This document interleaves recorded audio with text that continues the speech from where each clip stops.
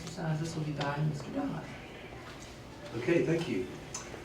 Well, good afternoon, everyone, and thank you all for coming to our school board meeting. And I have the opening session or opening ceremony today, and I've asked one of our students who's been involved with the AVID program at Citrus Springs Middle School to come along with her teacher, and her principal's also here to talk a little bit about a national award this 8th grader won. And so we're going to highlight some student achievement, and we're going to actually get to see the video.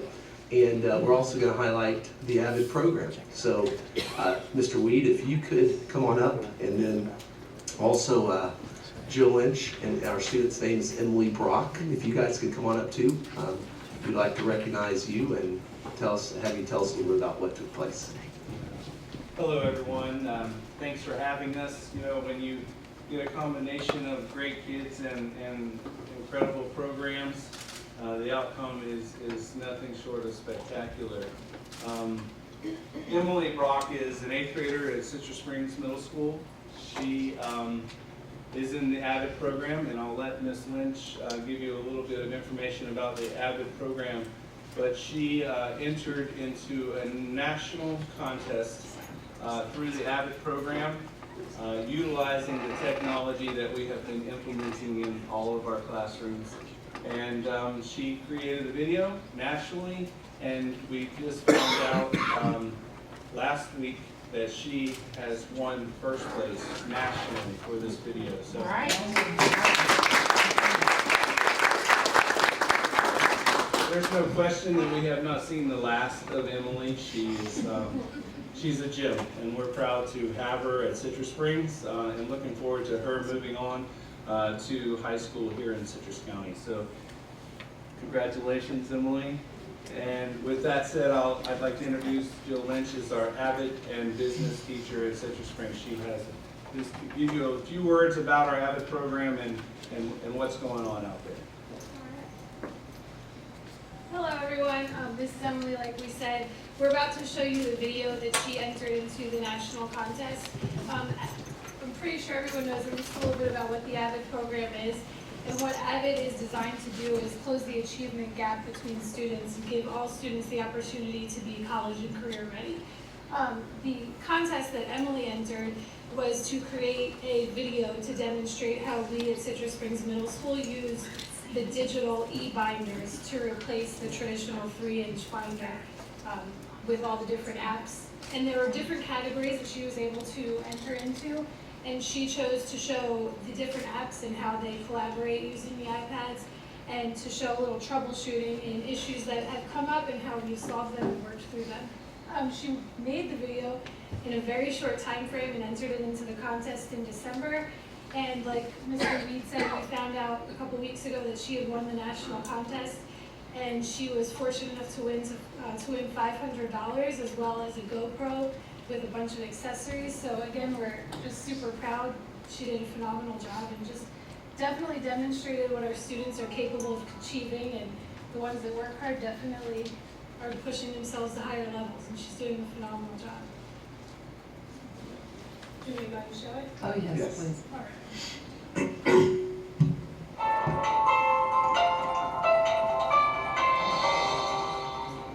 Welcome to your own personal e-binder. The main app that I'll be talking about today is Notability. To use Notability is quite simple, really. You can add subjects, you can add dividers. I'll be talking about dividers first. Dividers are like dividers that would be in your binder. So you'd have a math one. And then you can add homework.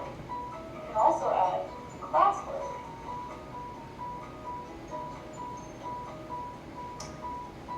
So already, you're pretty well organized, and that wasn't very much work.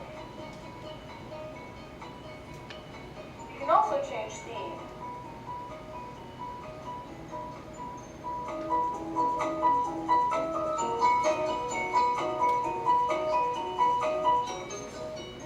You can add photos that you've just taken directly from Notability, or you can add pictures that were already in your camera roll into the document.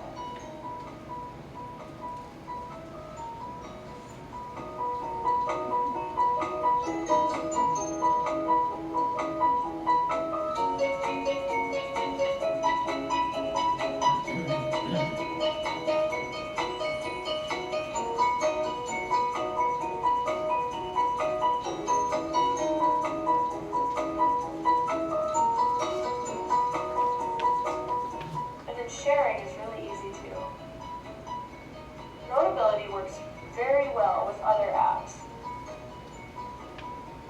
And this comes in handy when you need to share it with a teacher or a classmate. That was easy, right? Notability and other apps make our lives so much easier, so you don't have to mess around with annoying papers. Plus, if you're lazy, it's not that much work.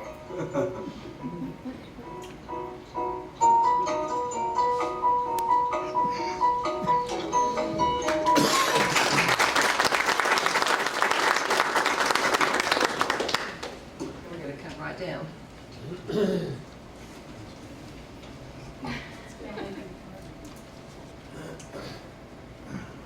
We would just like to present you with this certificate for your achievements and your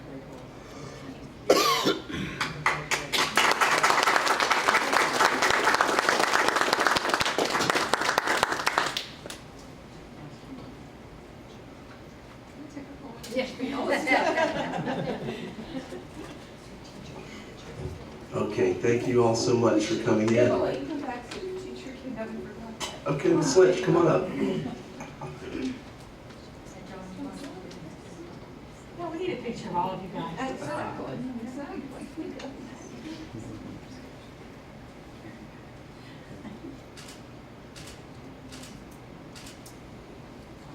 Thank you. Thank you very much.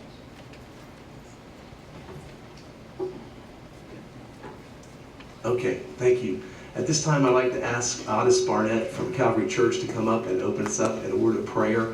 And after Otis has prayed, we're going to have the singing of the national anthem by Mackenzie Barnett and the Pledge of Allegiance. So if you all would, let's all please stand. Just before I pray, I just wanted to say what an honor it is as a father of 5 students who are in the school system to be in such a special school district. It's been amazing, an amazing experience as a father, an amazing experience for my kids. And not only have I been just a father of 5, but a youth pastor now for over 15 years. I got to watch students excel under your leadership, and we're so, so thankful for it. And from the church, our assignment is to pray. The scriptures tell us to pray for those who are in leadership. We could live a quiet, peaceful life. And today, I want to continue to do that. We do that for you every day, me and my 3 elementary school students on our drive. Pray every day for our campuses and for our principals and for the leadership. I want to do that again today. Heavenly Father, we just, Lord, as a community, we want to say thank you. Thank you for this special atmosphere that you placed upon Citrus County. God, this atmosphere where students can learn and excel and grow into productive men and women. I want to thank you, Lord, for your hand that's been upon the leadership in the school district of this county. I ask today, Lord, that you would continue to grant them wisdom. Lord, your word says that if any of us lack wisdom, we can simply ask you, and you'll give it to us freely and liberally and not hold back. And so today we ask for your continued wisdom on how to lead, how to guide, what to say yes to and what to say no to. Father, I know that you'll do this for these amazing leaders and servants. We ask your continued blessing upon our district and upon this leadership. In Jesus' name we pray. Amen.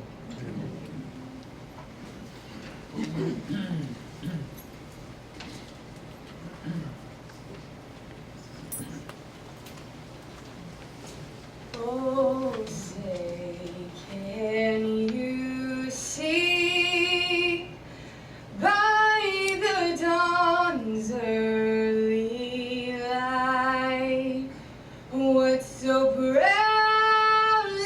we hailed at the twilight's last gleaming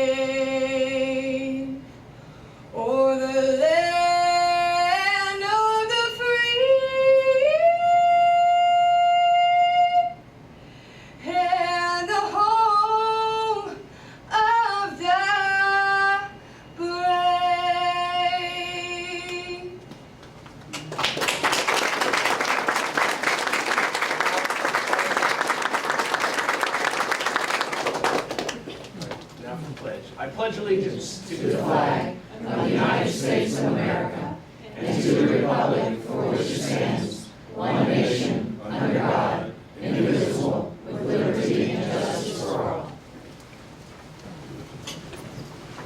Well, thank you very much. Mr. Dawes, do you have anything else you'd like to? Okay, great. Next is the adoption of the agenda as recommended by the superintendent. Move approval. Second. It's been moved by Mrs. Bryant, seconded by Mr. Kennedy for the adoption of the agenda as recommended by the superintendent. All in favor? Aye. Opposed? Carries. Next on the agenda, citizens' comments. Do we have any green cards? At 5:15 p.m., we also have another time for citizens' comments for any subject.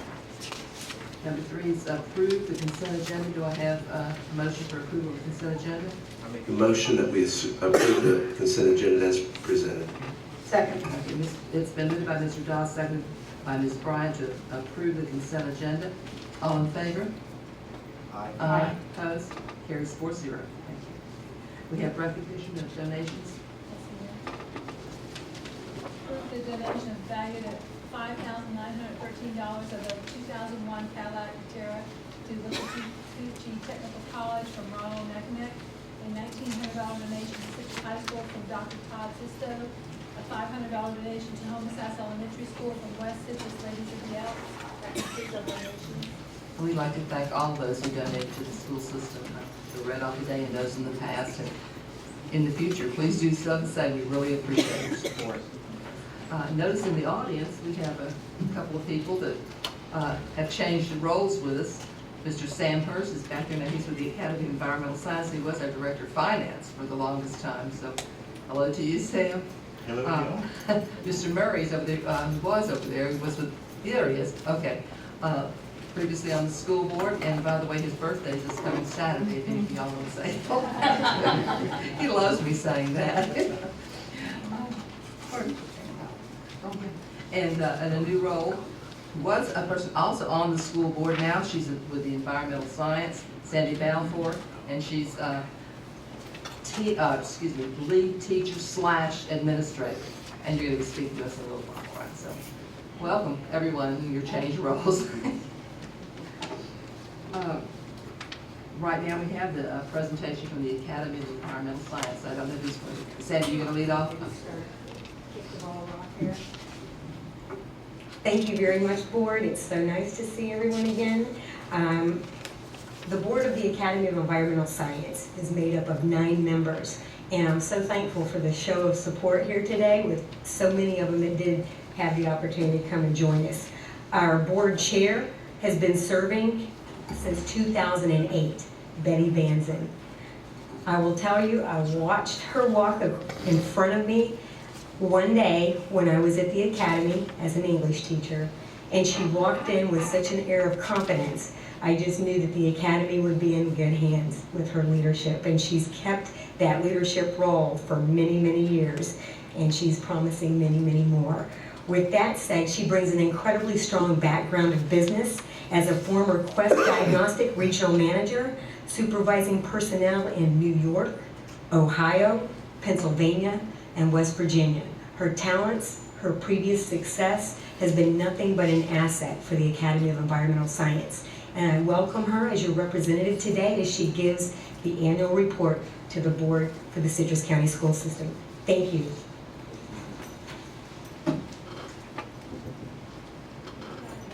I'm talking about you. Thank you. Hello. Thank you, Sandy. I'm not sure you were talking about me, but I'm up here anyway.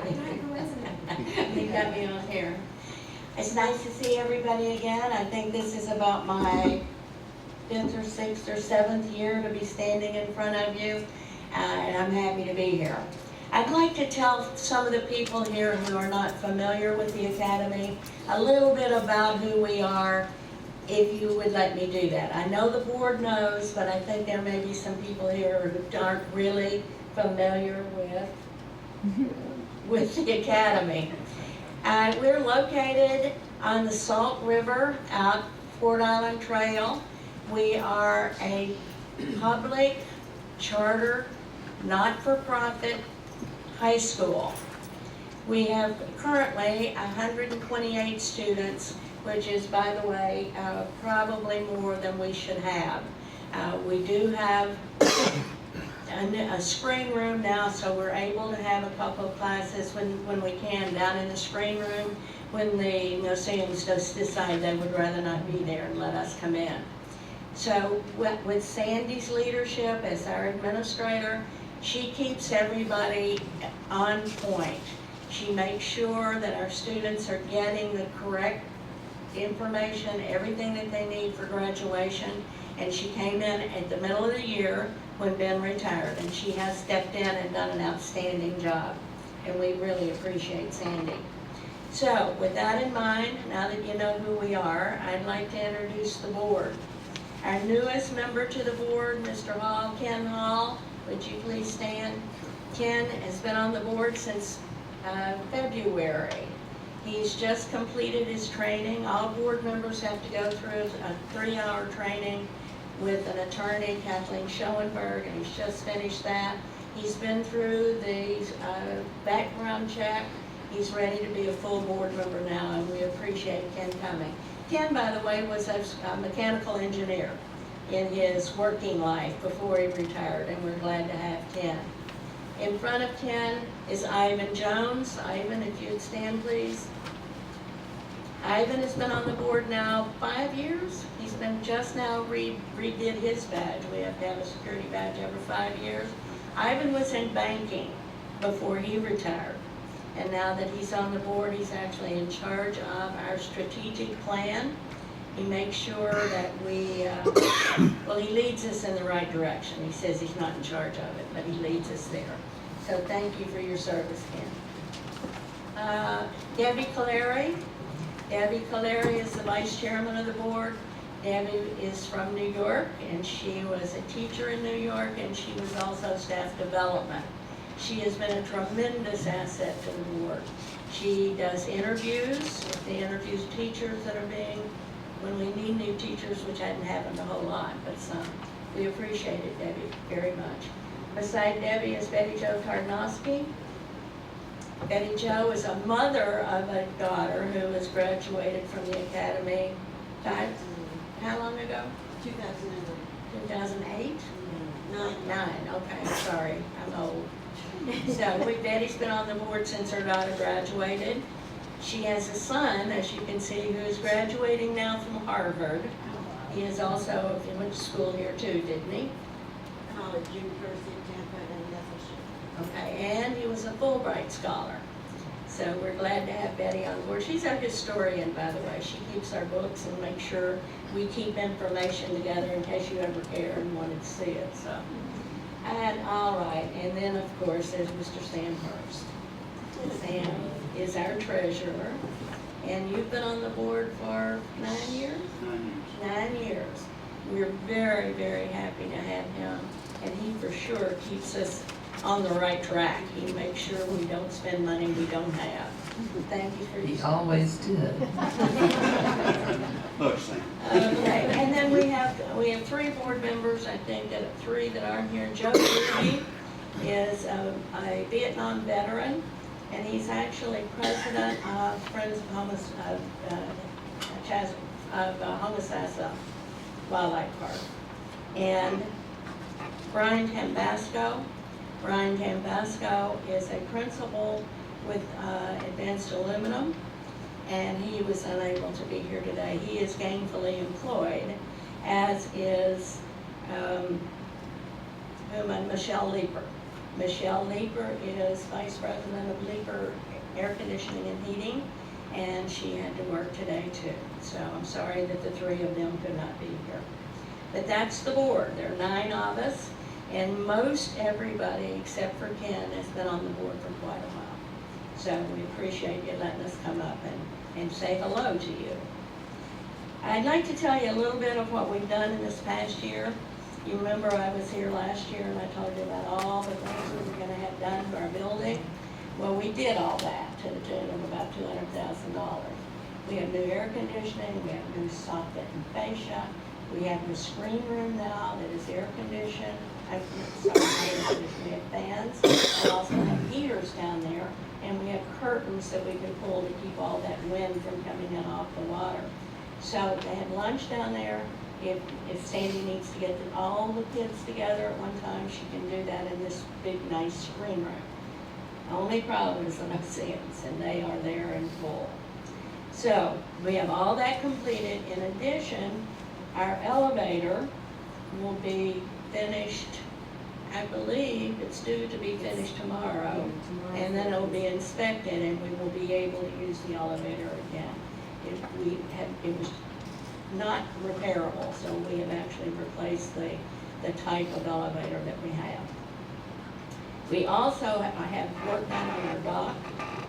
That is going to be voted on. The bid will be given out at our meeting tomorrow. We'll decide who gets the bid and if we are going to continue with that. We need the dock because we are an environmental school. Our kids go out in the kayaks. They spend a great deal of time on the water collecting plants and animals to do whatever they do in their classrooms. So we are hands-on, and we're in the environment. So we do need that dock finished, hopefully, if Mr. Hurst will let us. So that's a little bit of what we've done in this past year.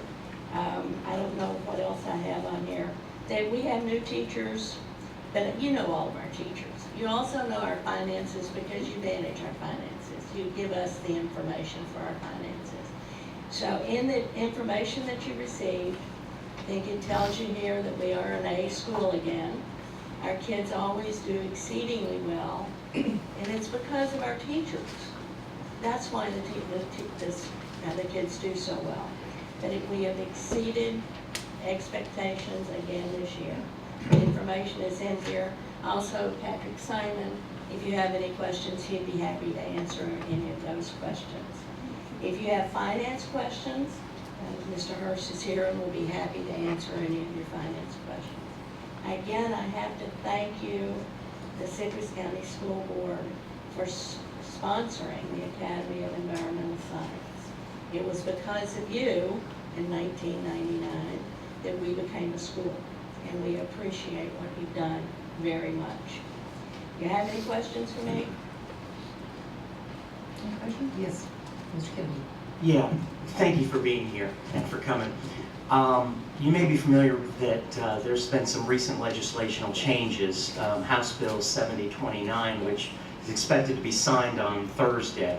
I thought it was signed last Thursday. No, it hasn't been signed yet. The governors, they've been waiting until the end. What it basically says is, among the other things, and this was the train bill that we all obviously opposed for the most part, is that admissions or dismissals must not be based on a student's academic performance. And I know the Academy has had that right now the requirements are a grade of C or better is required in language, arts, or social studies, or a grade of B or better in math and science. How are you all addressing that? Will you be using a lottery system? How will that be done? To begin with, we will develop policy at the board meeting tomorrow, so that will no longer be our policy. Our policy, I think, will be, again, it's tomorrow, it's not yesterday, but I think it will be, our admissions will be based on attendance and disciplinary actions for students. And the other thing, our school is very academically focused. So I think a student who is not academically focused is probably not going to want to be out there anyway. But our policy will not have anything to do with academics. And that, again, is on the agenda for tomorrow. So Patrick was nice enough to send us all that information, everything that was in there pertaining to charter schools. So I hope that answers your question. It does, because that's an issue that, now, have you addressed, though, if you start getting, I know you mentioned you have 128 students, at some point, if those requirements are broadened, in essence, at this point, you may have a situation where you have more students wanting to apply there than you have spots for. You always have more students. And that's what I was going to say. So how does that get addressed? Every applicant that comes in is numbered, and they're put pile of boys and a pile of girls. Am I correct, Sandy? Correct me if I'm wrong. That's what things been in the past, and we'll follow that. That's what we're gonna continue to do now. Maybe it'll change in the future. But the numbers are selected.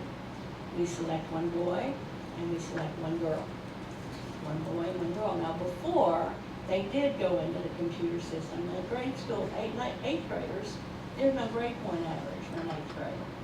But we were able to look at their performance in eighth grade to see if they could come in ninth grade. We're very small. We don't have a lot of teachers. We don't have large classes. So it was better to teach kids that are similar to each other. So that was the reason for that, okay? Discipline is a no-brainer. We're up on stilts. You can't have horsing around out at that school. And attendance is very important. So those are the things we'll look at, but it will be a definite lottery system. So you do have a lottery system? Yes. On that? We always have. Always have. Okay, anything else? I've got a quick question. What's the vision for Academy of Environmental Science? I mean, 5, 7, 10 years out. Where do we? I mean, because there's not room for growth, or what's the vision of the board, or what is your vision for that? Actually, Ivan Jones has been helping us with that for 2 years. We have a vision of saying right where we are not going to be able to grow because of the physical building, the structure itself. You can't go past the water unless we get a boat. If we get classes on a boat, we can do that. But there's no place to go in that building. Crystal River owns the building, owns the property. We lease from them.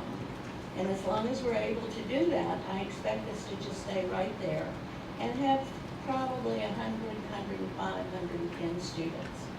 If we can do a good job with 110 students, we've done our job. So our vision is to continue where we are.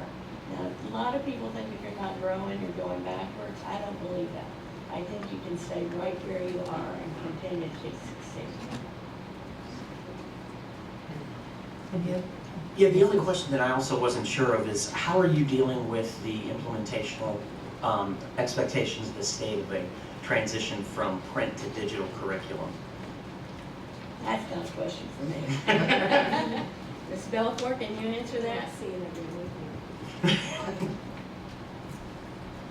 The goal is to go into the one-to-one initiative.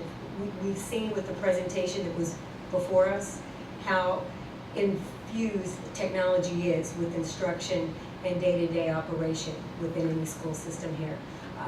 We need to get ourselves to a point where we can have the students check out their computers instead of a textbook. So we're definitely wanting to be a part of that initiative. It's just again, we're a charter school, so dollars are always a concern. So with that said, the board will have to make those decisions as we approach them with the different packages that are out there as far as options. And I'm sure they'll hear from Dr. Geddes too, and hear from people that have already been around that block to see what successes that have generated the proper responses out of the student achievement. Because just because they have a computer doesn't automatically equate to success. So there is a balance. So with that said, it's definitely on the horizon. The kids need to enjoy that one-to-one initiative because that's what they're used to from the base schools. So I definitely applaud this board for encouraging, and I certainly applaud staff for working so hard to make that initiative of value to the students. Thank you. We have, if you would like to have a hard copy of the report that you got electronically, we do have some hard copy reports. We also have copies of the audit. If you would like to have a copy of the audit, you've probably already seen that because our auditor is your auditor. So if you'd like to have anything, we would be happy to leave it with you. If not, we don't want to just load you up. Big stuff. So anybody want a copy of this? Yes. Okay, you do. Okay, thank you very much. Thank you for all that you do for us. We're very, very grateful. Thank you. Thank you. Thank you for coming up and telling us all about what you are doing. Appreciate it very much. And I'm bored. It's very rewarding to see you have so many people supporting you. So, Thank you, I appreciate that. And Nancy. thank you very much for your Thank y'all for coming.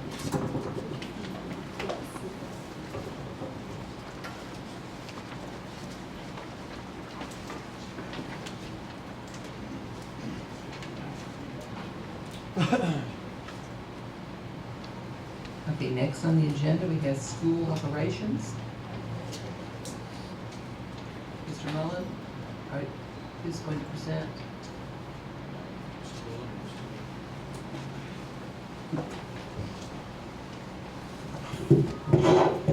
We're asking to approve FastBridge Learning Diagnostic Tool, and it's a tool we've used at the elementary level, but we're asking to increase it to use at the high school, and I'll let Mr. Rowland explain our justification.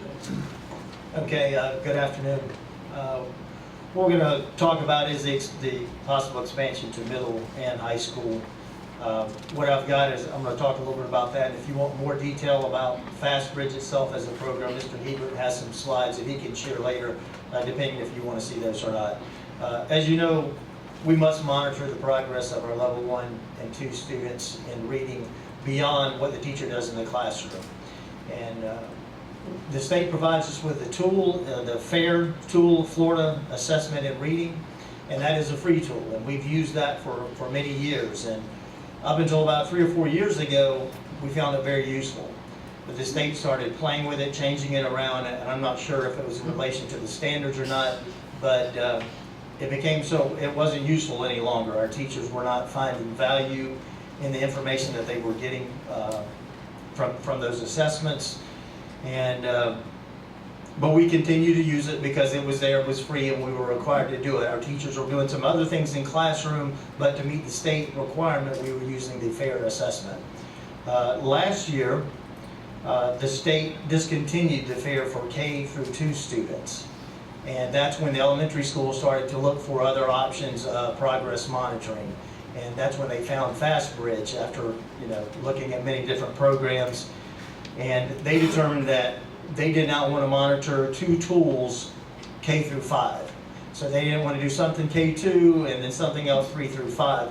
So they determined through looking at the reading grant dollars that they could expand K through 5. So they started using that tool this year. At the beginning of the year, they extended an invitation to one of our TOSAs to come and look at the FastBridge training at the beginning of the year. They attended that. We got feedback at our curriculum meeting that this was a tool that looked pretty promising even for secondary.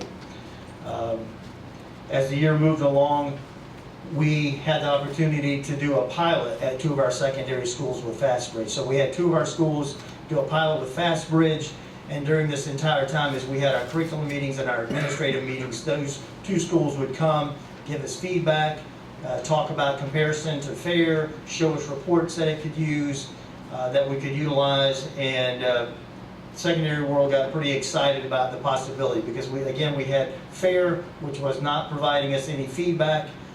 The FAIR assessment was taking 2 to 3 days at the secondary level to get completed, whereas the FastBridge would take 30 minutes to an hour to complete, and it was giving very prescriptive feedback for individual students. So as that pilot happened and we got feedback with our secondary administrative and curriculum meetings, the people went back to schools and we checked one more time. Is FAIR meeting your needs? Are you utilizing FAIR? And we didn't get any feedback from our schools that FAIR was meeting their needs for progress monitoring for those students. So with that being said, we had an opportunity to send a representative from each of our secondary schools to a FastBridge training. And so they could see it firsthand and see it from the expert from the company. And after attending this presentation, this training, and getting feedback from staff, we decided that we would like to move forward with FastBridge. And what we then looked at, I know Mr. Hebert, in charge of the reading program, looked at funding. he had enough in the reading grant for grades 6 through 8, and we're looking at all students in grades 6 through 8 because they use a lot more reading information at the middle school level, and then at high school we're going to look at grades 9 and 10, just level 1 and 2 students. And we're very excited about FastBridge. We think it's going to improve reading instruction at the secondary level because it's going to give us meaningful feedback. And again, we progress monitor. We usually assess 3 times a year. It'll give those teachers specific feedback, the ELA teachers and the intensive reading teachers at the middle school. And then at the high school, our intensive reading teachers will get that feedback. And again, I think we're going to move more students by using the FastBridge program. Could you give me a couple examples of the feedback that would come? Well, for example, if a student, and I'm not an expert on FastBridge because I just went through some of the basic trainings, but basically if a student takes a FastBridge assessment, it's going to break down into the standards that they're at risk for. It's going to tell you what they're doing fairly well with and which ones they're doing really well with. So a teacher will get a report on every student that they have that will pinpoint the standards that they're excelling at. It will pinpoint the ones that they are needing improvement with. And if I'm not mistaken, it will actually give some ideas about the potential activities or lessons that they can utilize with that student to improve those skills. So it makes the teacher's job much easier. So it might pinpoint something like fluency and phonics and all that? Potentially, yes. And then you would have some examples of how to approach teaching that. Correct. And vocabulary. It goes down to the specific standards. You have specific standards for main idea. You have vocabulary standards, so it does pinpoint those. Thank you. I've got a question. In the summary, you say that FastBridge also meets the district's needs by serving as a data source for some teacher evaluations, thereby reducing testing time for students.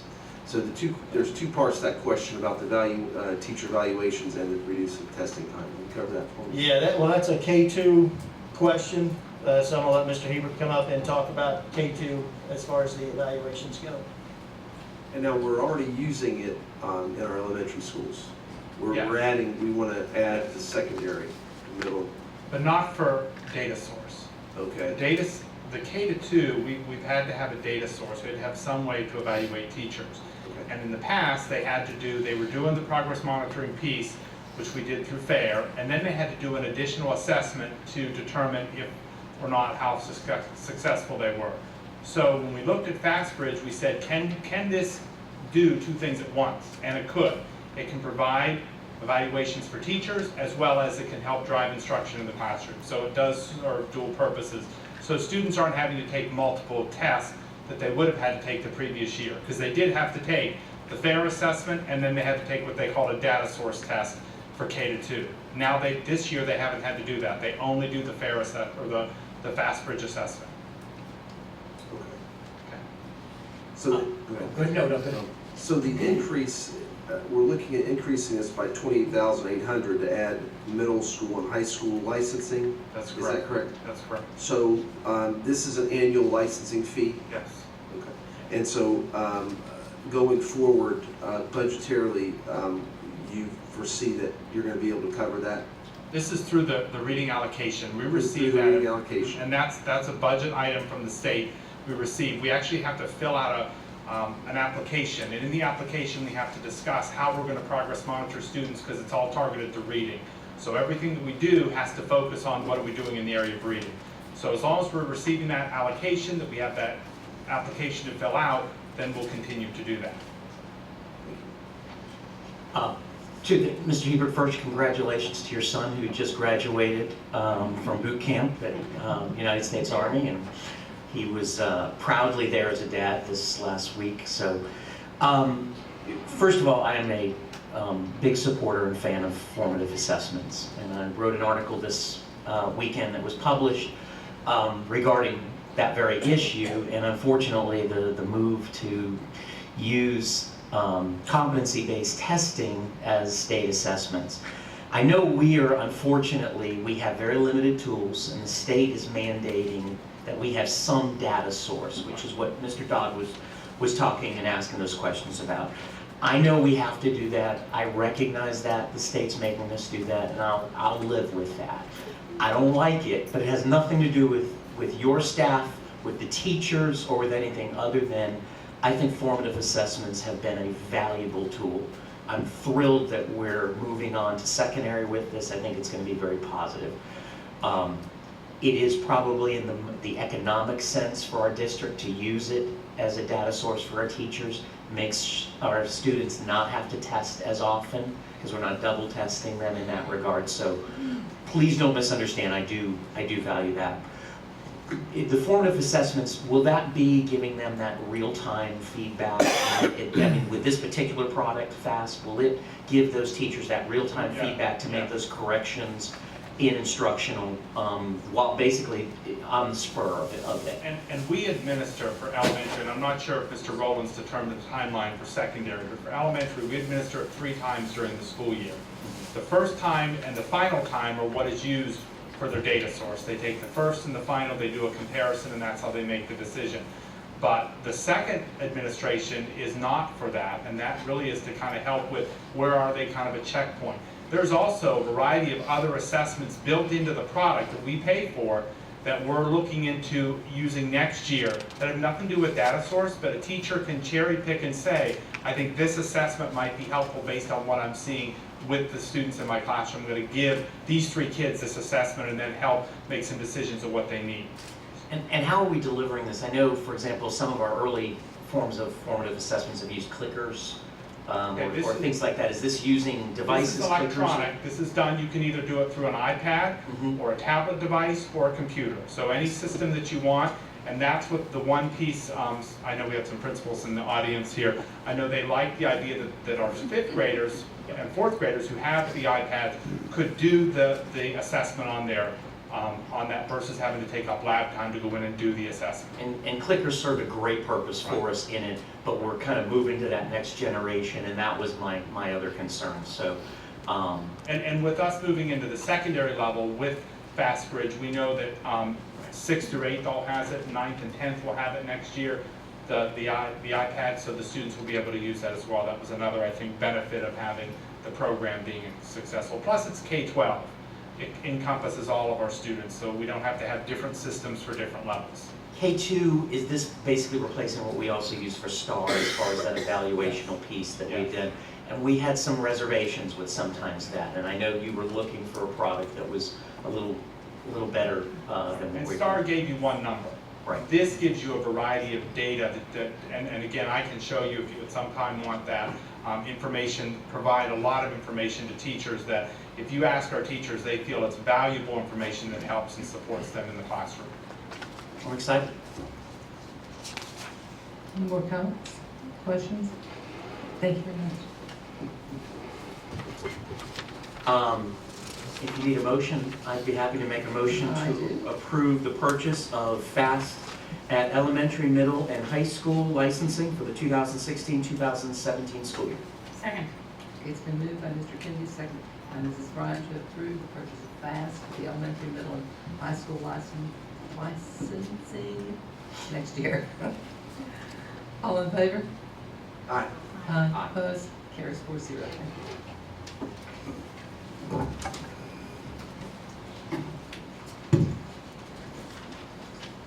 Good afternoon.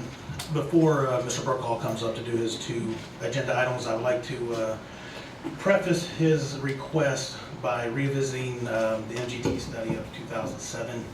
If you recall, back in 2007, we hired MGT to come in and do a feasibility study of our facilities at the time. They made recommendations at that time. Since 2007, they came to the district in 2010, and then once again in 2012. In 2012, they identified a few of our schools as being priority 1 schools in terms of needs to address the deficiencies. At that time, the priority 1 schools was Floral City Elementary School, Emrys Primary School, and Emrys Middle School. Today, Mr. Brokaw is going to come to you with the architect. As you know, back in the fall, we brought to the board our selection of the architect for the Floral City Master Plan. A lot of work's gone on in terms of developing the master plan, and they're here to share that with you today. Following the presentation of the architect, we're going to ask for approval of some funds to begin the master plan process for both IPS and IMS.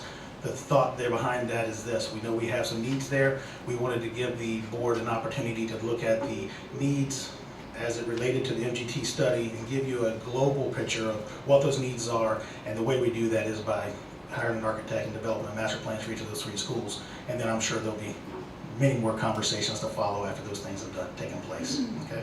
So, Mr. Parker, you guys want to come up?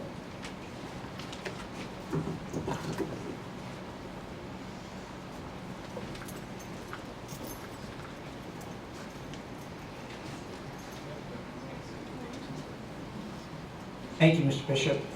Superintendent Himmel, school board members, I'm here to introduce Chris Donnelly to you.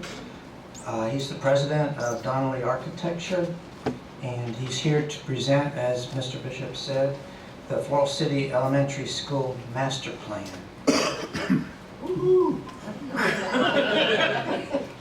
We're excited. Thank you, and thank you for the opportunity to present our findings and some of the ideas that we've had. Okay.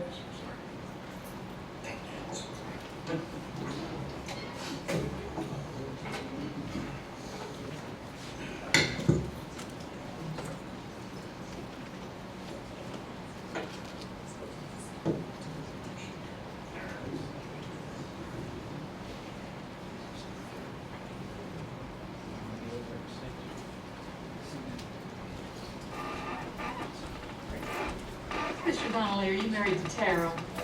All right, good to know. Happily married to Terry. You know, and I'd just like to share, I got to serve on the committee in the selection process with Mr. Donnelly, and while he is local, as we have tried to often do, he is absolutely as experienced as they come on the number of engineers and architects that this district could have hired, far exceeding the boundaries of Citrus County. We are blessed to have him right in our own backyard, and you have you have skin in the game, as we may say locally. So we thank you. I appreciate that. That's a very nice introduction. As you were told, we were selected as part of the request for qualifications to develop some master plans for Floral City Elementary School. Just kind of an overview of who our team is. Everybody else did the hard work, and I get to come up here and present everything to you.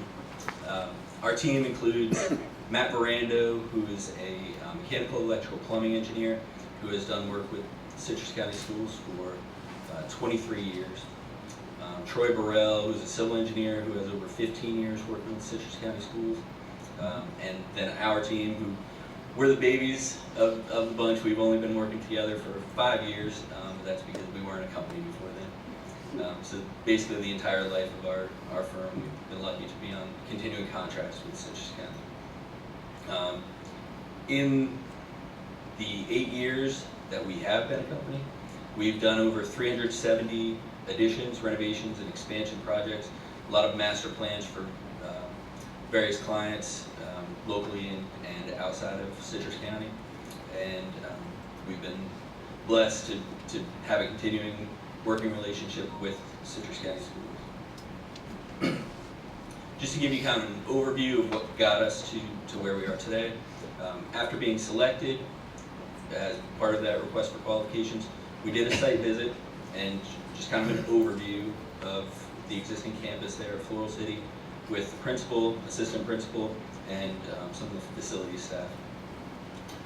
After that, we did, together with our engineers, we did a building by building, very detailed analysis of the existing conditions, actually several times. And we went back there to kind of recheck our findings. We reviewed the existing Florida inventory of schoolhouses, the FISH summaries, the 5-year survey, SREF, which is the state requirements for educational facilities, size of space, and occupant design criteria. We reviewed those SREF requirements against what what you see out there in the existing buildings, met with maintenance and transportation, and developed 3 concepts. So before we go into the 3 concepts, you're going to see some costs associated with some of these concepts as we go. Those costs will be summarized at the end. So we'll try to go through the concepts first. You'll see the costs there. But let's not get hung up too much on those costs. We can revisit those at the end. So just to give you an overview of Floral City Elementary School for anyone who's not familiar with the campus. Currently it's approximately 62,000 existing net square feet. There are 134 rooms, but that includes closets, bathrooms, all the rooms combined. There are 497 existing student stations, and the campus was constructed in phases between 1941 and 2001. There are currently 5 existing portable classrooms. In our findings, there were many strengths. One of the great architectural strengths that I feel of the campus is the historic building number 1. It's a beautiful building. It's been well maintained, and it's just a great place to be as part of a school campus. There's currently a neighborhood and family feel to the campus, very friendly, inviting feel. We felt that was a strength. Many of the classrooms are properly sized for what today's requirements would be and would only require updates, so that's definitely a bonus. There are no known structural concerns and only a few pockets of some site drainage issues out there. And the existing campus has a beautiful shady tree canopy. Now for some of the deficiencies that we found. The existing cafeteria and kitchen are definitely undersized and have very awkward layouts. The administration and media center need additional space. Bus stacking is currently on a public street, and the parent pickup stacking is in the parking lot and then out into the public street. Most of the parents actually park at the church across the street and walk over and pick up their students. And if you look right here, this is the area where the parents stand to pick up their students, right next to the dumpsters and the service drive for the school. Currently the fire alarm and intercom both are in need of upgrades. There are multiple accessibility compliance issues, and just let me hit on that real quick. The accessibility compliance issues are if the building was built new today. The buildings are correct for when they were built, but if changes are made to the buildings, they need to be brought up to compliance for today. And then one of the deficiencies is the existing portables.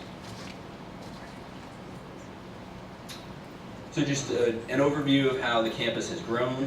In 1941, the building number 1 was built. Through the 60s and 70s, the campus expanded toward the rear. 3 buildings in the back. In 1981, 2 additional classroom buildings and 1 cafeteria kitchen building was added. And then in the 1990s and early 2000s, the campus really grew. The rear of the property was purchased. The parking lot was redone. The sport court and covered PE building was done. The retention area in the back and all 5 of the portables were placed out there between the 1990s and 2005. And then one of the most recent, I guess, improvements for the campus is in 2015, there was a septic lift station that was built and is now maintained by the county. So that was part of the campus and now it's no longer.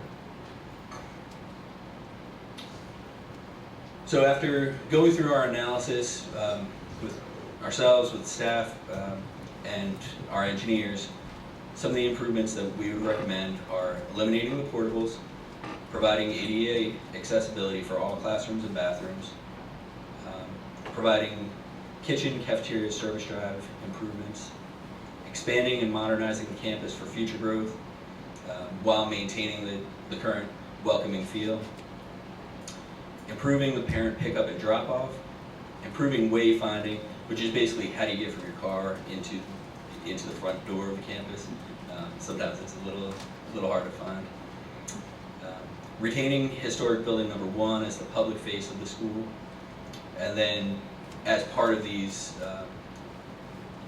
as part of the recommendations, providing some of the maintenance that's already been planned for the campus, re-roofing building number 2, upgrading the fire alarm and intercom, remodeling the kitchen serving area, and replacing the air conditioning in the cafeteria building.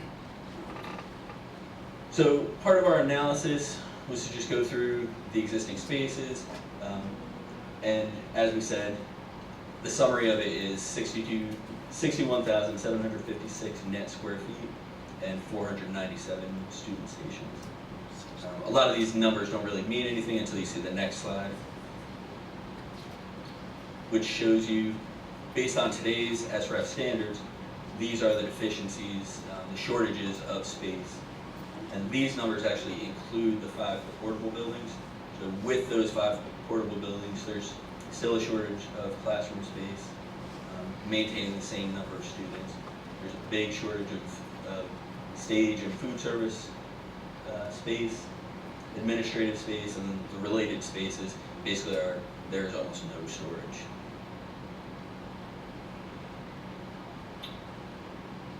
So with the understanding that the school board is not going to bite off an entire campus renovation all at one time, not going to close down the campus so that everything can be modernized, we decided to try to break this up into chunks that can be done over time, taking care of the number 1 priorities first, and then kind of working toward the rest of the goals as you go, with the ultimate goal of the campus having the capacity for 600 student stations. So our recommendations for phase 1 in all of the 3 phases that you will see are to replace the portables, which are currently 4,200 square feet and 79 student stations, with new classroom space. Make the campus ADA accessible and upgrade the fire alarm and intercom systems. Phase 2 would be to address the parent pickup and drop-off loop, renovate and remodel the remaining campus to meet today's SREF requirements, and address the cafeteria and kitchen deficiencies. And then phase 3, which would be at some point in the future, bring the campus up to the size that it needs to be to have the capacity for 600 student stations. So an analysis of what it would take to get to phase 1. The Department of Education will not allow the district to replace those portables on a student station for student station, square foot for square foot trade-off. Removing the portables actually will net the school 29 fewer student stations, and that's based on a district-wide assessment of the number of student stations that are required. So even with losing those 29 student stations, taking away the 4,200 square feet for the portables, the district would need to add 4,713 square feet of classroom space to get a net of 513 additional classroom space to meet today's requirements for what the 468 student stations are. The district would also need to add an additional 453 square feet of non-core curricula, ESE, music, art, that kind of space. And then one of the few surpluses of space in the campus right now are the textbook storage, and currently it's about 300 square feet oversized.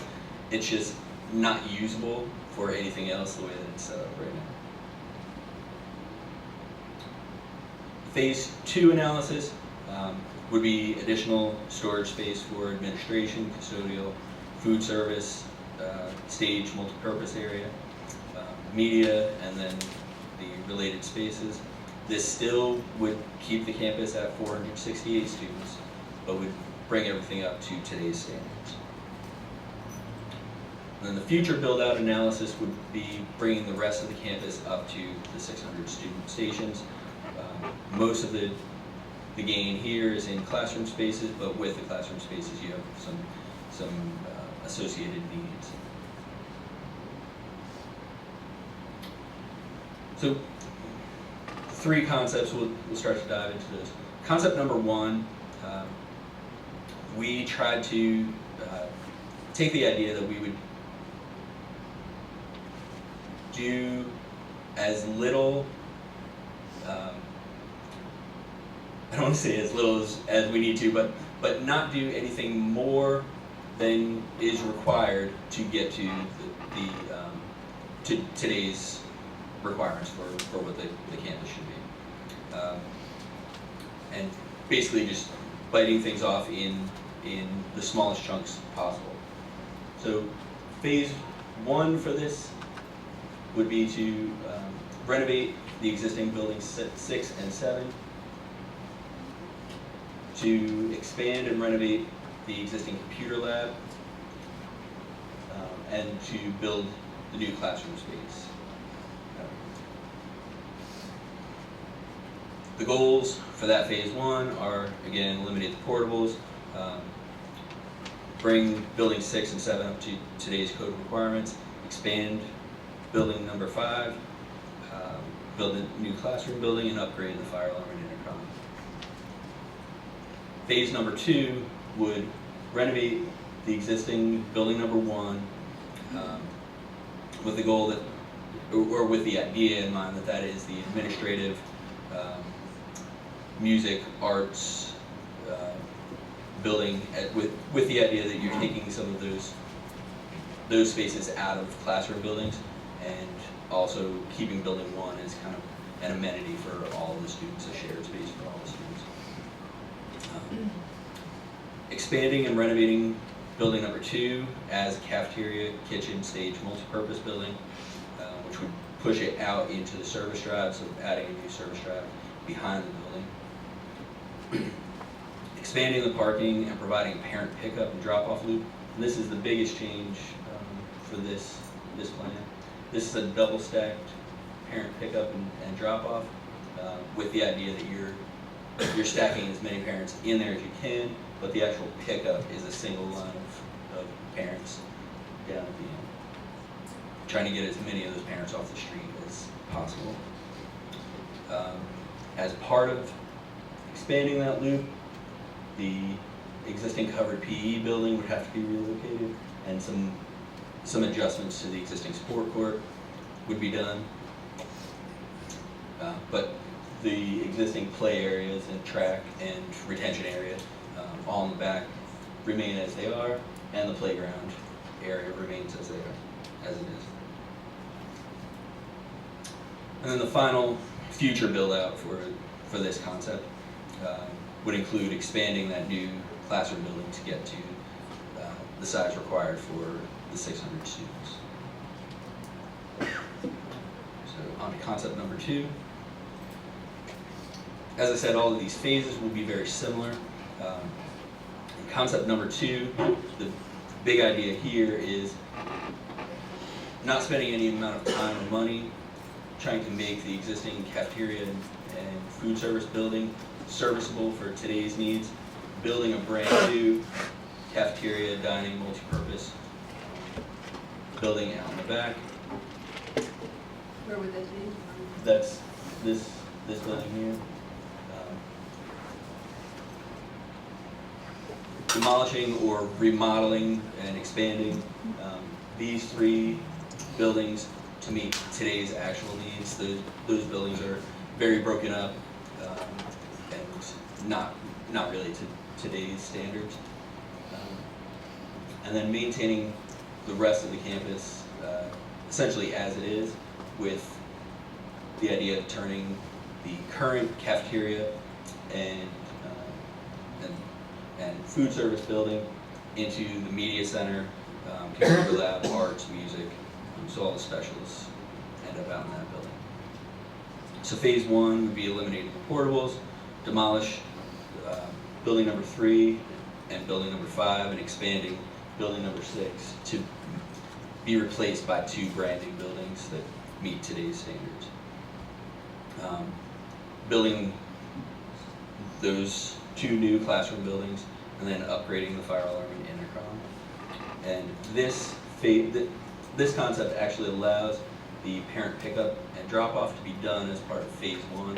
So if it's seen as an immediate need, that can be addressed in phase 1 and can be expanded or adjusted to meet that concept number 1, if that's desired.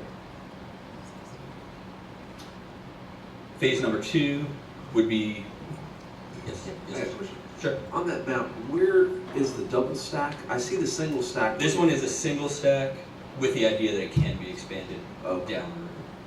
The single stack allows the covered PE building, which is right in this corner here, to stay as long as possible. Basically, it can stay in its current location until a future classroom building is needed. So if we did phase 1 with the single stack, that PE area there would be able to stay? It can stay as it is. Exactly. Let me ask, we were up in Tallahassee, and we got some figures on what the cost per student was for building or renovating a school. And of course, it was ridiculous. They took one huge number and divided 18 students into it, so it was phenomenal. But in reality, what would be the cost here? The number that we used was, there were several different numbers. Honestly, there's a number that we use for renovation. There's a number that we use for brand new construction. The new construction, I want to say, was $145 a square foot, and the renovation was about $90 a square foot. But those numbers are, it seems like it's very obvious that renovating makes more sense. It's hard to compare them apples to apples because you have to have a good base building to make it worth renovating. Ms. Powers, I think what you're talking about is the new student station cost. Oh, this and that wouldn't probably come into this until phase 3, right, Alan? If you were going to increase it to 600, because you're reducing capacity, so you wouldn't have an increase in student station. So you wouldn't be concerned with that cost until phase 3. And what do you think phase 2 would be? It would be in phase 3, correct, but they would also fall under it if we pulled the portables out, because they would just look at what you're spending then, build those, to build a new classroom. whatever, and then we have to determine how they're going to interpret that going forward. It's in a building past, and potentially you have a separate contract for the classrooms, and then you deal with renovating the balance of the campus separately. We'll have to, we don't know. But it would be able to separate it. No, I was going to say, by then they probably will have rechanged the legislational issue anyway, because I think that, I mean, that was really a legislation based on emotion having to do with a situation. So my hope is that there'll be some common sense by the time we get to that. I hope. I'm sorry, what was I thinking? Thank you. All right, so phase 2. Phase 2 would include the new cafeteria building. Would also include expanding the existing cafeteria building as that specials building. But largely the rest of the campus would remain, the play areas, the PE areas would remain as they are through phase 2. And phase 2 would also include renovating the existing classroom buildings. And then for the future build out, it would include a new building for pre-K and kindergarten classrooms where they could have a separate play area that's shielded from the rest of the neighborhood. Currently, the play areas for some of the classrooms are right here next to the bus loop, and there's just a chain link fence separating it from the houses across the street. As part of that future phase, it would also include relocating the PE, cover PE and the sport court. Chris, on Yes, sir. concept 2, it appears too that you've addressed some of that flow issue of those students, and I know that's just an issue I think that the school is trying to hopefully accomplish, where we can have a more positive flow than we currently have, where we've got some gridlock that takes place at the school. And part of that was eliminating the small buildings. The small buildings there that kind of break everything up. That really kind of hinders that entire campus. Absolutely. Design. There are a handful of kind of choke points or tough intersections to get everyone through. Looks like you almost have like a little courtyard Correct. potential concept in this. Correct. Cleaning up some of the sidewalks and making it easy to get where you're going. Right. So concept number 3 is the biggest change. And with concept number 3, our goal was to fix everything. It's not always possible to fix everything, but we set that as a goal. The idea is to get everything onto the school campus. Apparently the church is okay with parents parking over there, but all it would take is administrative change at the church to make that become a problem. The bus stacking on the street doesn't seem to be an issue currently, but if that ever needs to be addressed, then this takes care of that. So with phase 1 of this, we kind of went back to the original idea of concept 1, just renovating and expanding buildings number 6 and 7, which are the classroom buildings over here, to meet today's needs. Renovating and expanding buildings number 3 and number 5 to meet today's needs. And then basically getting a lot of the work pushed to phase number 2. So that for phase number 1, you're doing just what needs to be done to meet today's needs. Phase number 2 would be to expand and renovate the cafeteria, kitchen, stage, multi-purpose building. Renovate building number 1 as the administration, media, arts, and music building. And renovate building number 8 as a classroom building to get up to today's standards.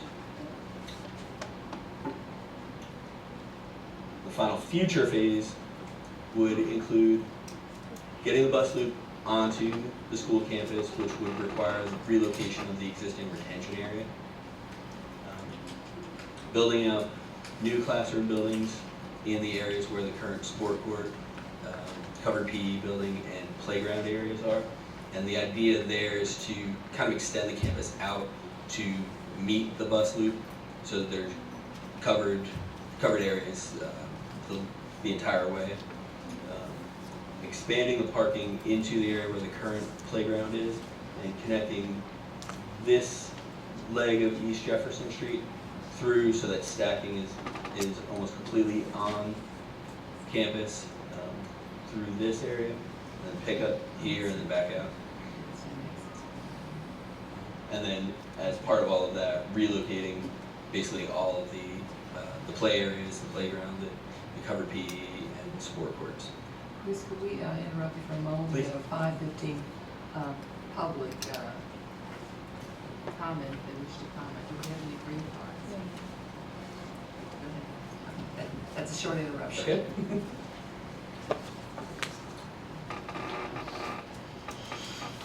Okay, so to kind of recap concept number 1, we broke this one up in phases, and the idea was to not completely change the feel of the campus right now, and basically stay within the current constraints of where the buildings are, keep the PE play areas where those areas are. Not have to move the retention area. This concept does not address the parking. It doesn't address the stacking to the full extent, and it does keep all of the bus stacking on campus. And before we go through the rest of these concepts, one of the things that I would like to just address is the idea here is that any of these can be kind of mixed and matched. It's a collection of ideas, and we were just trying to hit some big concepts, big picture ideas with all of these, and if there are recommendations or concerns about any of them. It's very easy for us to kind of combine some things together. So concept number one gives us kind of the least amount of out-of-pocket expense to get through that first phase. The ideas here are basically, concept number one is the overall cheapest, concept number two is middle of the road, concept number three is the most expensive, and the reason that's the most expensive is you're doing a lot of site work that the other two don't have. All of the numbers that you see in these breakdowns are today's dollars. Since we have no idea when phase number two or the future phase would be, we're not trying to address what inflation or anything like that would be. This is just making some assumptions about what square footage is going to be needed and assigning today's dollars on a cost per square foot basis to get to this.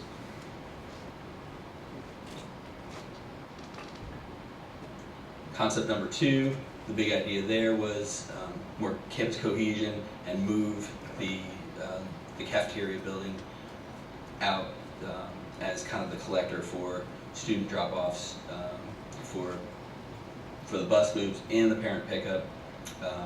Not have to move any of the existing sport facilities and play areas until it's absolutely needed in the future phase, and addressing the biggest needs with buildings number 3, 5, and 6.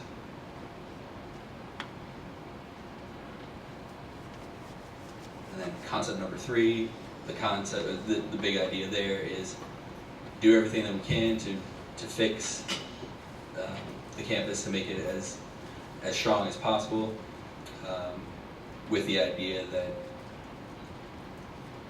at some point down the road, the money is not going to matter as much as the campus working overall.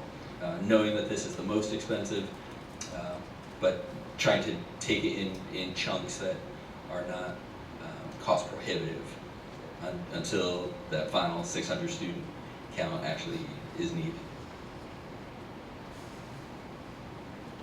And then just an overall breakdown of the summaries of where we get to with each of these. Concept number 1 gives us a completed project total of 68,106 square feet, and a completed project estimate of just over 7.5 million. Concept number 2 gets us to over 86,000 square feet, and a completed project estimate of approximately 11 million. And then concept number 3 is over 11 million, almost 11.5 million, and a complete project total of 95,000 square feet. And that's the end of our presentation. I'll be happy to answer any questions. Yes, could you go back to that last slide? I sure will. And I've printouts if you like them. There's not a large difference in cost, and we're talking about, what, about 500,000 more between concept 2 and 3, correct? Correct. And yet, concept 3 was this total re-look at the whole campus. Correct. Was there, I noticed on 3 there was, that retention area was moved, but the 2, was there not a lot of retention change? There was not. When some of that work was done, the retention area was roughly sized for what the future needs would be. So there's not a lot of new retention area required for that phase, or for that concept. Okay. So my question is, where has this been presented to the school yet, or is this the first presentation? This was presented to the school. Okay. It was presented to the principal and the assistant principal. Okay. So it hasn't, it's not a, I mean, this is kind of the first time out in the public then. The plan to go to the enhancement council.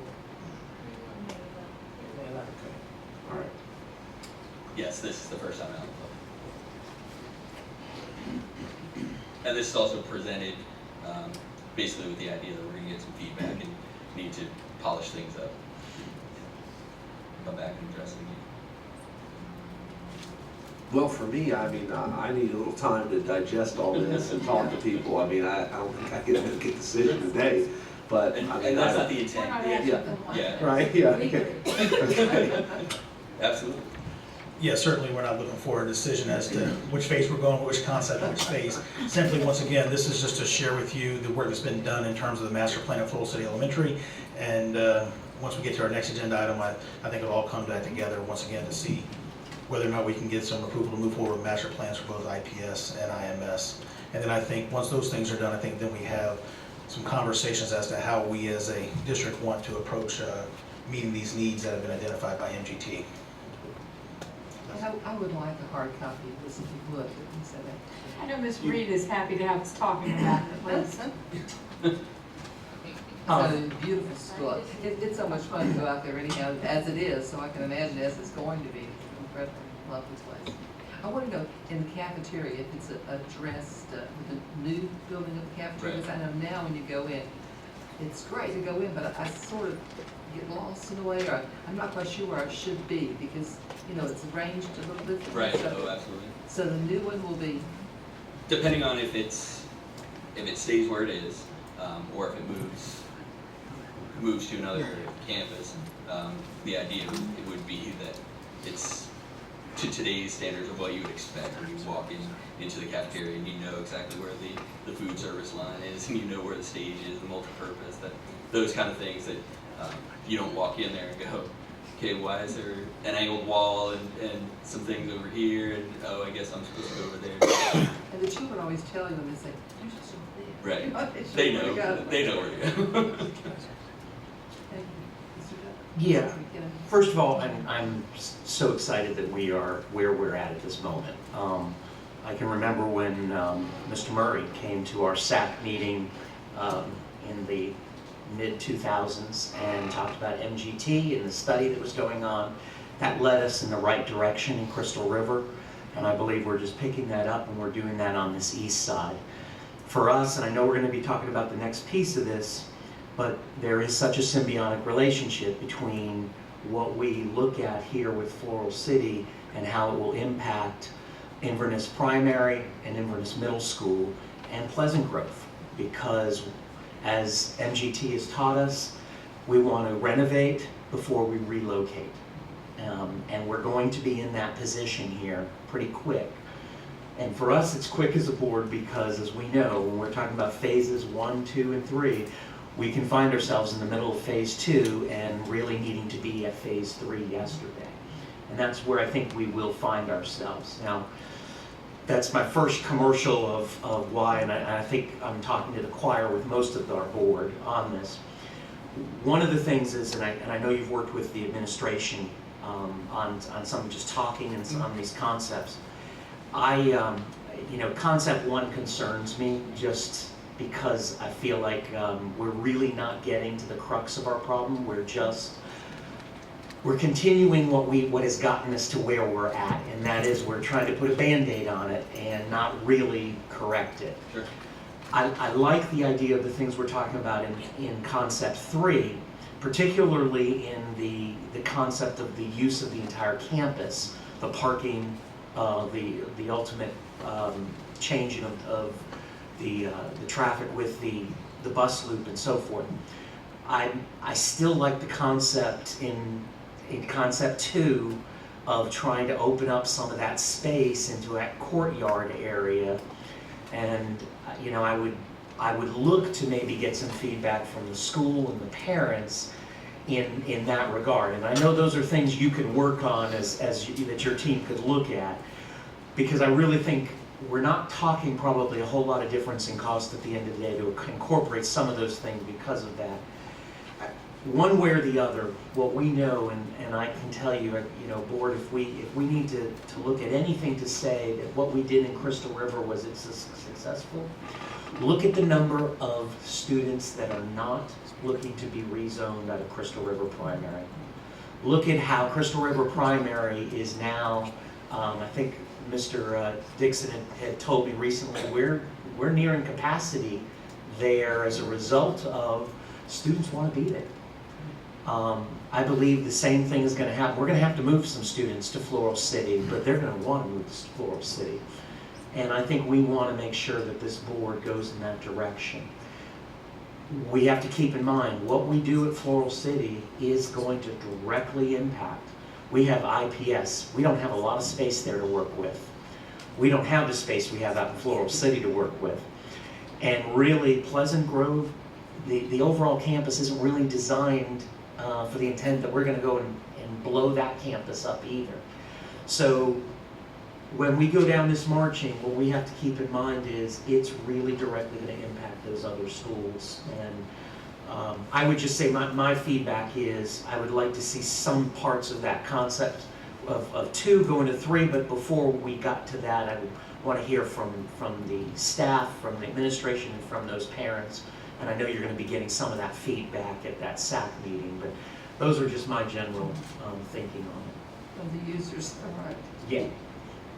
One thing I do really like and appreciate, I mean, you've kept that historic building in place in all the phases because it is structurally sound, you said, right? I mean, it's well maintained, it is a beautiful part of that campus, so I'm glad that is, in all of the concepts, still kind of a focal point for the school.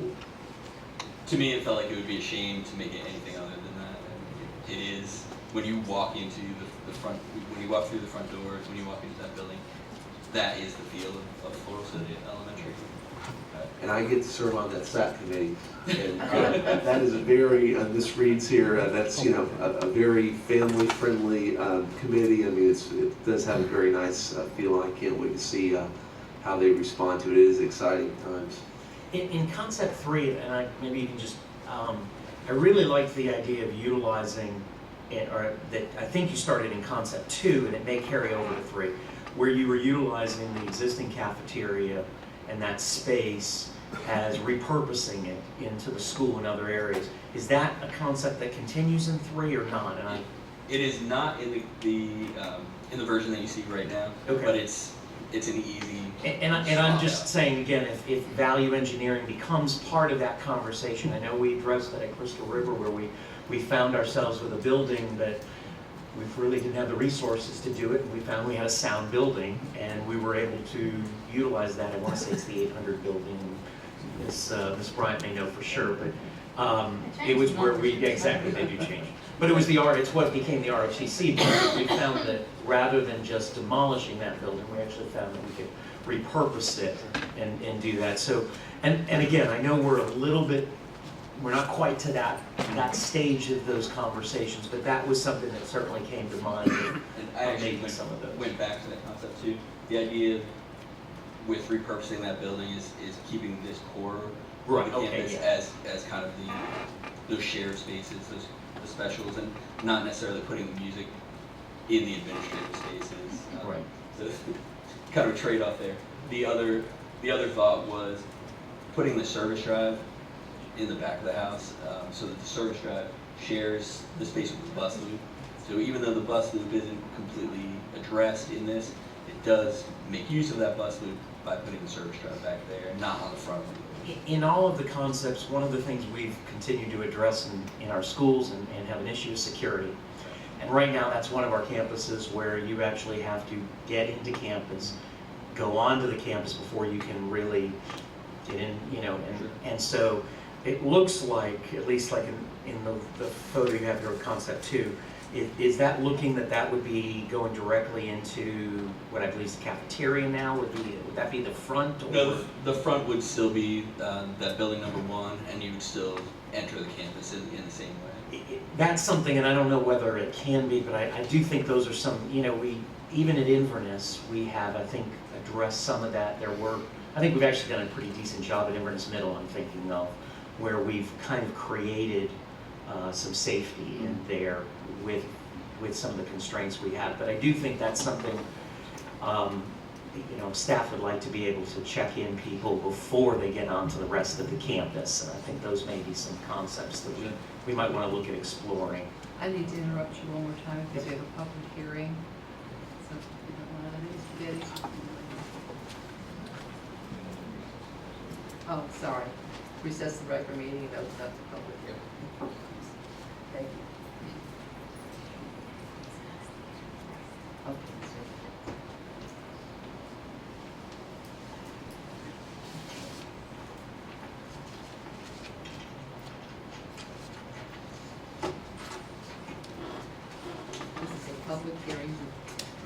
opportunity for public input and discussion on the recommended materials for our 2016-17 instruction materials adoption, compliance with FS 1006.283, 8, 9, and 11.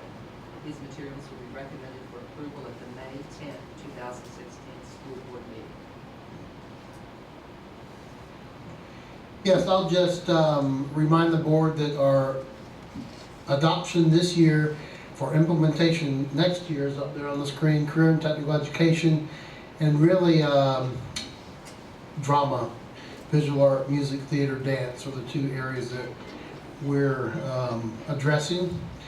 And so, according to statute, we followed this process, and so in February I came to you and asked to have this public hearing on April the 12th. On March the 18th, according to statutory requirements, we posted the recommendations for our instructional materials adoption on our district website, and to the extent possible we had URLs and usernames and passwords that the actual public could use to go to those sites and look at those materials, student additions to those materials. So today is the April 12th public hearing. We're asking anybody from the community or public if they have some input. We're here to hear that input today. And then at the next board meeting on May the 10th, we will be asking you to approve the recommendations that we're making. On the website, as well as I believe it's in your packet, we have the detail of every title that's being recommended for our adoption, again this year, for implementation next year. This evening I have Mrs. Gail Nobles, our director. She's over career and technical education, here to answer any questions should they come up. So at that point, Let me ask if there's anyone in the audience, any person who'd like to comment?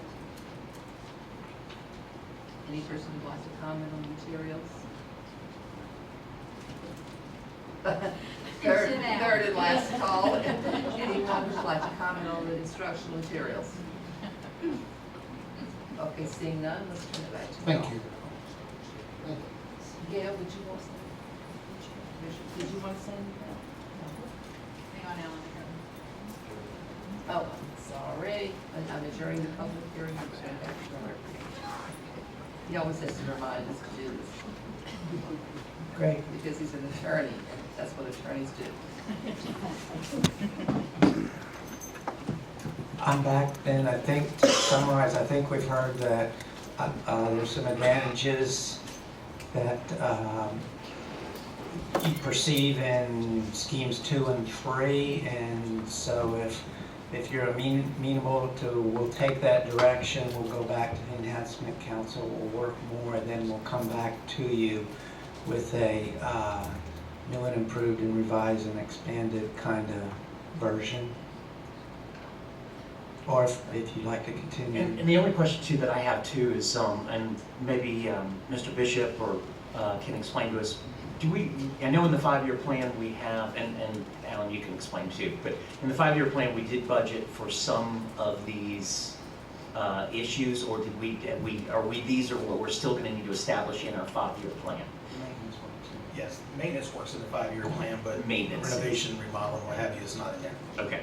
And that's what I just wanted to make sure that as we start going down that road, that those things. And I know we have been aware of it, but you know, we can't put it into the plan until we have the funding sources available. Absolutely. To be able to do that. There'll be many more conversations about funding source and what have you.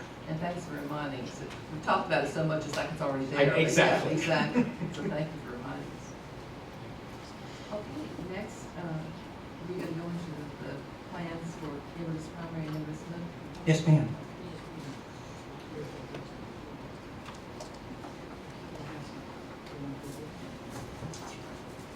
Do we need on Yes, do we need approval? You need some consensus from the board. Oh, just as consensus, to- okay. Yeah, I think we said as to yes. how We're asking to say yes. On the next, you're talking about on the next item? On number 3. Yeah. Oh, for number 2. But was there anything you needed from us on number Just 2, consensus. other than what, the direction that we've given? No, sir, I believe we're clear. We got direction of the board, we heard your feedback there. I think the next step is for Mr. Barcall and Mr. Donnelly to take the plans to the Enhancement Council of Floral City Elementary, get some feedback, and as Mr. Barcall said, we will get that feedback from the Enhancement Council, along with feedback we've heard here today, and in the upcoming board meeting, we'll bring back a revised plan regarding the master plan of Floral City Elementary. I think the board wanted hard copies. And we will get you we'll get each member of the board a hard copy of the plans. Or, and if you could maybe just double that by sending an email of the presentation, just so we have, so that's easier for me. We can do that. Tempting. That's right. May I have permission to speak from the general public? I'm representing the general public. Or am I out of order?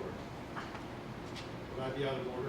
I think maybe with time, yes, you would. Okay. But I would just, it was I know about- what you're thinking, and I almost brought them up, so go ahead. what is that? Concretables. Is that what you're thinking? Well, no, I'm not thinking about that.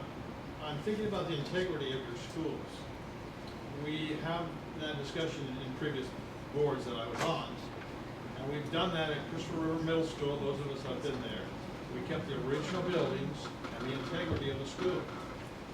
We took that same concept at Homosassa. Oh, and kept okay, the integrity okay. of the schools. There'll be time coming up, since it's pertaining to what you were just talking about, it's okay if you come up to the microphone so everyone can hear you. Sure. That'd be okay?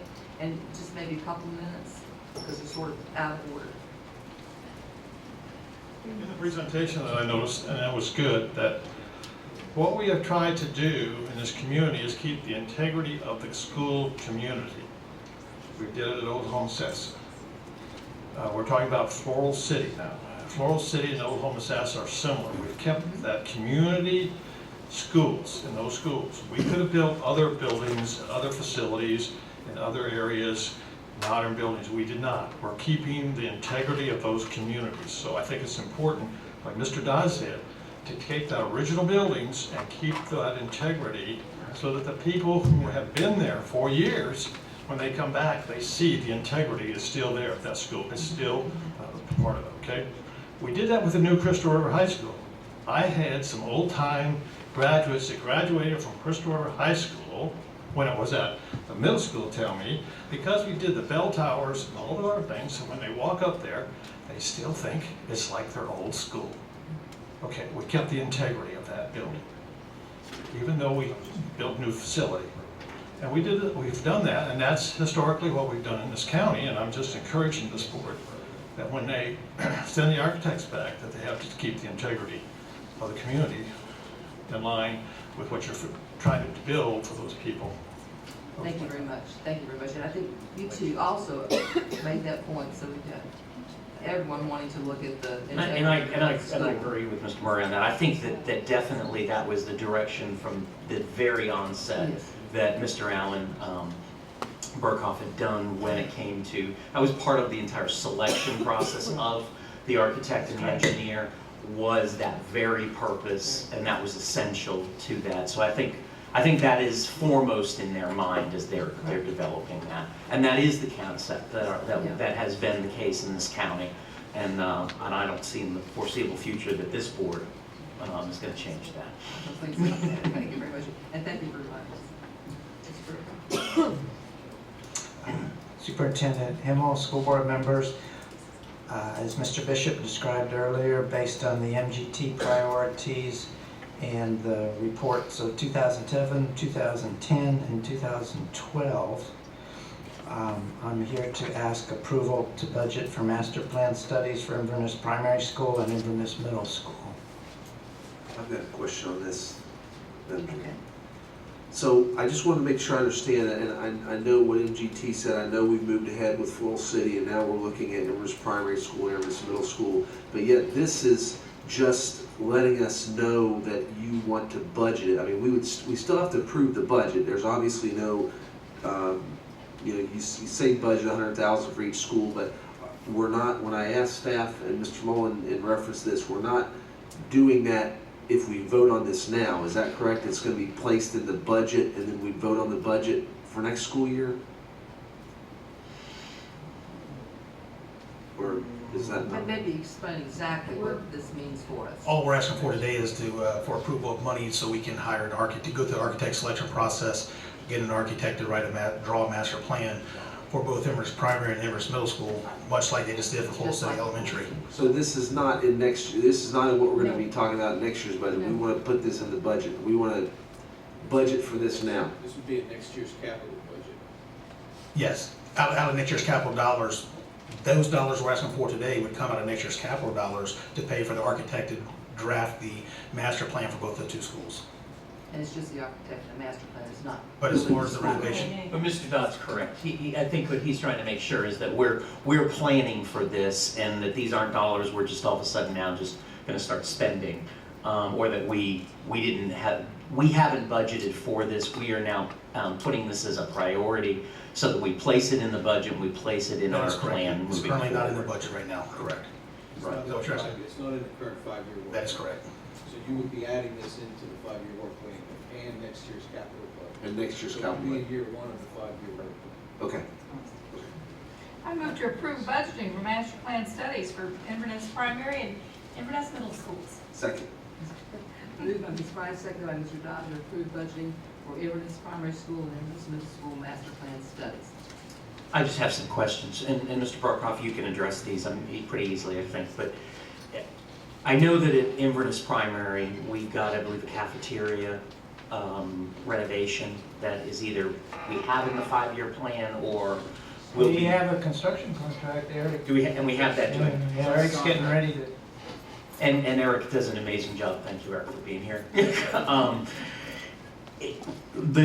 think part of this is going to be is, you know, as we put these pieces together, is trying to make sure that we and that's where this master planning, I'm very, I'm glad we're going down this road. It sometimes seems like, well, we're doing a lot of front-end work. It's so that we make sure we get to the right product in the end. And that's what I was going to say. Is there anything within that project that would impact in any negative way this moving forward in the master planning for Inverness Primary in particular? Because I know that I think we're going to be looking at some concepts there. Whether that's a redesign of a lot of those classrooms, because that was a school that was designed for far less number of students, and we've had to kind of modify that over the years. Right. So, but I think, as I've understood it, we really, that concept of that cafeteria is at least, that renovation has been taking into consideration what we're hoping to put together with this master plan. Well, the kitchen area will be obviously upgraded in that project.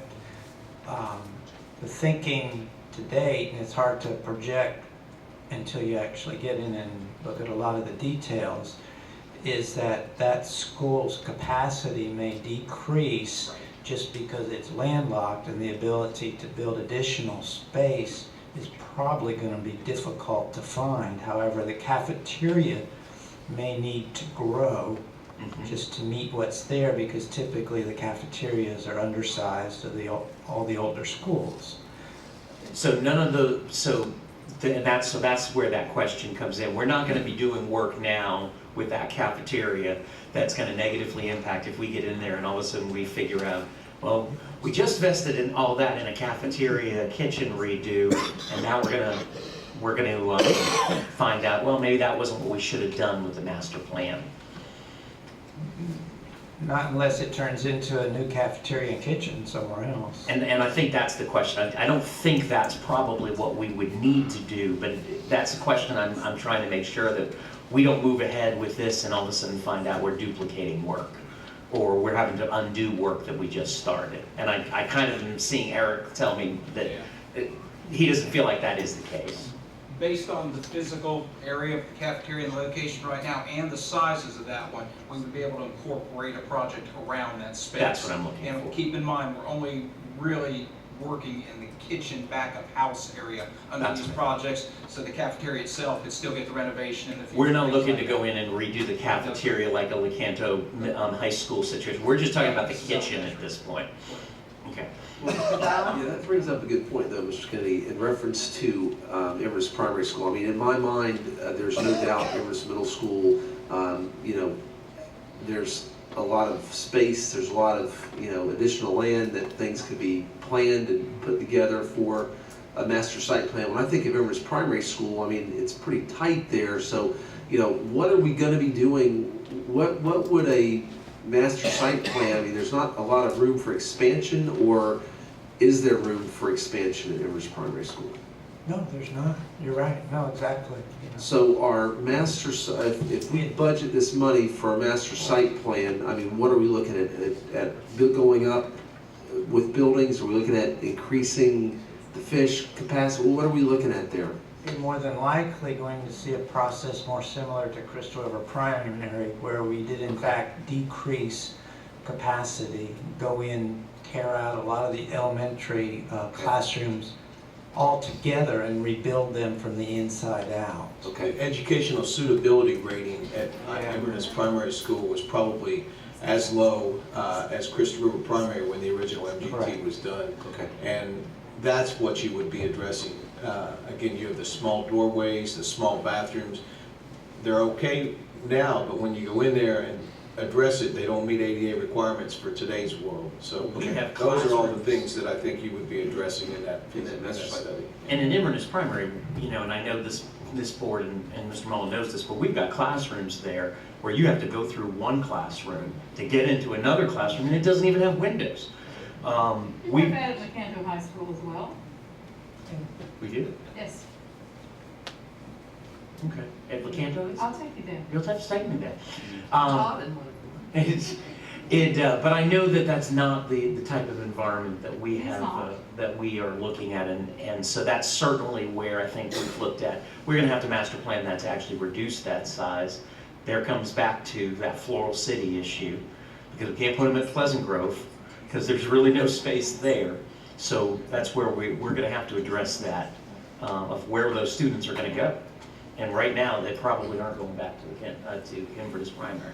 I think what staff is trying to give the board is all the information they need to make a decision, and it's not something that can be a short-term solution. It's going to be long-term. It's going to be several years, and in all honesty, the master plan can change in 5 years based on the community changing. But at least you can make the most educated decision you can with the limited capital dollars that you have on how you want to move forward with the 3 neediest schools.